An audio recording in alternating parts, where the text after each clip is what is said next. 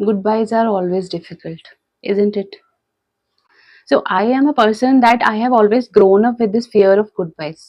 मैं किसी के यहाँ रहने जाती थी स्पेशली समर वेकेशन और उसमें, तो जब हम सब कजिन्स बिछड़ते थे ना, तो जो मेरे बहुत फेवरेट कजिन्स थे ना, उनसे बिछड़ते टाइम मुझे लिटरली रोना आ जाता था। तो पहले मुझे लगता था कि शायद अच्छा बचपन में होते हैं बच्चे ना इमोशनल इन सब चीज़ों के लिए, एंड मोस्टली लोगों के साथ ये होता है कि व्हेन दे ग्रो अप तो ठीक है, they handle it better. But मेरे साथ ना ये चीज़ नहीं हुई, तो I have always feared good wise. लेकिन इसका सॉल्यूशन क्या था?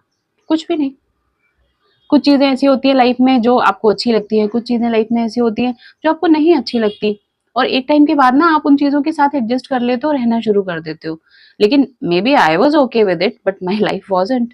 सो what happened is that eventually जब मेरी लाइफ में अलग-अलग चीज़ें हुई, हर एक के साथ होता है when life was lifing I would say.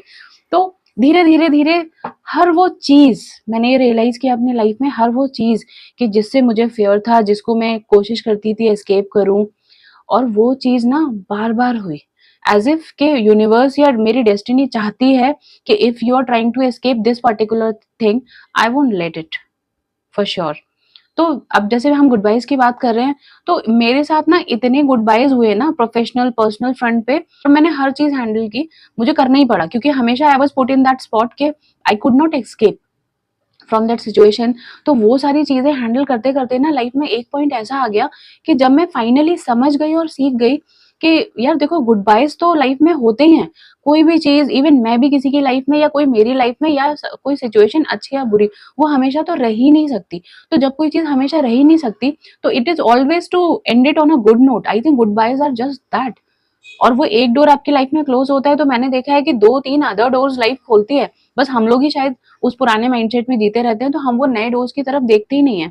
तो मैं भी बार-बार ऐसी सिचुएशंस में मैंने इतनी गुड बायज़ और ये सिचुएशन हैंडल की ना, इवेंचुअली मेरा वो जो डर था, वो खत्म हो गया और मुझे ये समझ में आ गया कि it is just part of life. कहीं न कहीं मुझे लगता है कि मेरी डेस्टिनी यूनिवर्स ने as a strict teacher act किया और मुझे मेरी लाइफ का सबसे इम्पोर्टेंट लेसन सिखाया।